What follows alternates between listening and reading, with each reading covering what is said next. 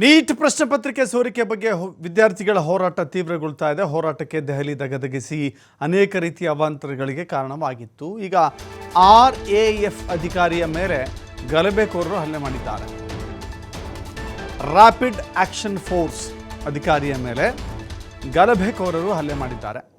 ಪ್ರತಿಭಟನೆ ವೇಳೆ ಕೆಲ ಕಿಡಿಗೇಡಿಗಳು ಹಲ್ಲೆ ನಡೆಸಿದ್ದಾರೆ. ಅಶ್ರುವಾಯು ಸಿಡಿಸಿ ಲಾಠಿ ಚಾರ್ಜ್ ಮಾಡಿದ್ದ ಪೊಲೀಸರು ವಿದ್ಯಾರ್ಥಿಗಳ ಪ್ರೊಟೆಸ್ಟ್ ವೇಳೆ ನಡೆದಂಥ ಭಾರೀ ಹಿಂಸಾಚಾರ ಅದು. RAF ಅಧಿಕಾರಿ ಪೊಲೀಸರ ಮೇಲೆಯೂ ಕೂಡ ಪ್ರತಿದಾಳಿ ನಡೆದಿದೆ. ಮನಸ್ಸೋ ಇಚ್ಛೆ ಹಲ್ಲೆ ನಡೆಸಿದ್ದಾರೆ ಗಲಭೆಕೋರರು.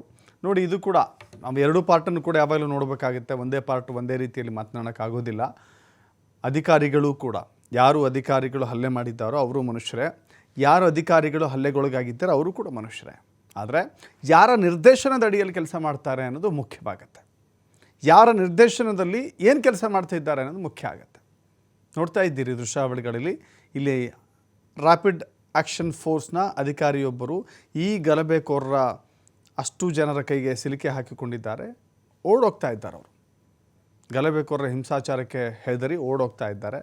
ಕೈಯಲ್ಲಿರುವ ವೆಪನನ್ನು ತೋರಿಸಿ ಹೆದರಿಸೋದು ಬೆದರಿಸೋದು ಕೂಡ ಮಾಡಿದ್ದಾರೆ. ಆದರೂ ಕೂಡ ಆಗಿಲ್ಲ. ಕೆಲವರಿಗೆ ಕೆಲವು ಇಂಥ ವ್ಯಕ್ತಿಗಳಿಂದ ಇಡೀ ಪ್ರತಿಭಟನಾಕಾರರಿಗೆ ಕಪ್ಪು ಚುಕ್ಕೆ ಆಗುತ್ತೆ.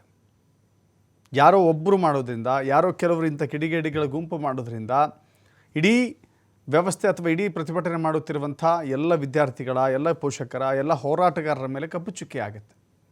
ಅದರ ಜೊತೆಗೆ ನೋಡಿ, ಹೆಣ್ಣು ಮಕ್ಕಳ ವಿಚಾರದಲ್ಲಿ ನಡೆದುಕೊಂಡಿರುವ ರೀತಿ ಇದೆಯಲ್ಲ, ಅಧಿಕಾರಿಗಳು ಅವರ ಮನೆಯ ಹೆಣ್ಣು ಮಕ್ಕಳಾಗಿದ್ದರೆ ಹಿಂಗೆ ನಡೆದುಕೊಳ್ತಾ ಇದ್ರಾ? ಅವರ ಬಟ್ಟೆ ಬಿಚ್ಚಿಸುವ ಹಂತಕ್ಕೆ ಹೆಣ್ಣು ಮಕ್ಕಳನ್ನು, ಒಬ್ಬ ಹೆಣ್ಣು ಮಗಳು ಅಂತ ನೋಡೋದೇನೆ ಆಕೆಯನ್ನು ವಿಚಿತ್ರವಾಗಿ ಹಿಂಸಿಸಿ ಒಡೆದು ಬಡೆದು ಈ ದೇಶ ಇದನ್ನು ನೋಡಬೇಕಾ ಅಂತ ಹೇಳಿ. ಸೊ ಹೀಗಾಗಿ ಪರಸ್ಪರ ಎರಡೂ ಕಡೆಗಳಲ್ಲೂ ಕೂಡ ಲೋಪದೋಷಗಳಿದ್ದಾವೆ, ಇಲ್ಲ ಅಂತಲ್ಲ. ಯಾಕಂದರೆ ಆಕ್ರೋಶದ ಕಿಚ್ಚು ಅವರ ಹತ್ರ ಅಷ್ಟರ ಮಟ್ಟಿಗೆ ಬಂದಿತ್ತು. ಎಲ್ಲದಕ್ಕೂ ಒಂದು ಮಿತಿ ಇರುತ್ತೆ, ಎಲ್ಲದಕ್ಕೂ ತಾಳ್ಮೆಗೆ ಒಂದು ಕಟ್ಟೆ ಇರುತ್ತೆ. ತಾಳ್ಮೆಯ ಕಟ್ಟೆ ಹೊಡೆದಾಗ ಏನಾಗುತ್ತೆ ಅನ್ನೋದಕ್ಕೆ ನೋಡಿ, ಬೇರೆ ಬೇರೆ ಅಕ್ಕಪಕ್ಕದ ದೇಶಗಳ ನಿದರ್ಶನವನ್ನು ನಾವು ಯಾಕೆ ತೆಗೆದುಕೊಳ್ತೀವಿ ಅಂದರೆ ಅಲ್ಲೂ ನಡೆದಿರೋದು ಅಲ್ಲೂ ಹಾಗೇ ನಡೆದಿತ್ತು. ಆನಂತರದಲ್ಲಿ ಆಗಿರುವಂಥ ಬಹಳ ದೊಡ್ಡ ದುರಂತಗಳನ್ನು ನೋಡಿದ್ದೇವೆ. ಒಂದು ಸರ್ಕಾರವನ್ನು ಕೆಳಗಿಳಿಸಿ ಮತ್ತೊಂದು ಸರ್ಕಾರವನ್ನು ತರುವಷ್ಟರ ಮಟ್ಟಿಗೆ ಜನಿಸಿ ಪರಿಣಾಮಕಾರಿ, ಪ್ರಭಾವಶಾಲಿ.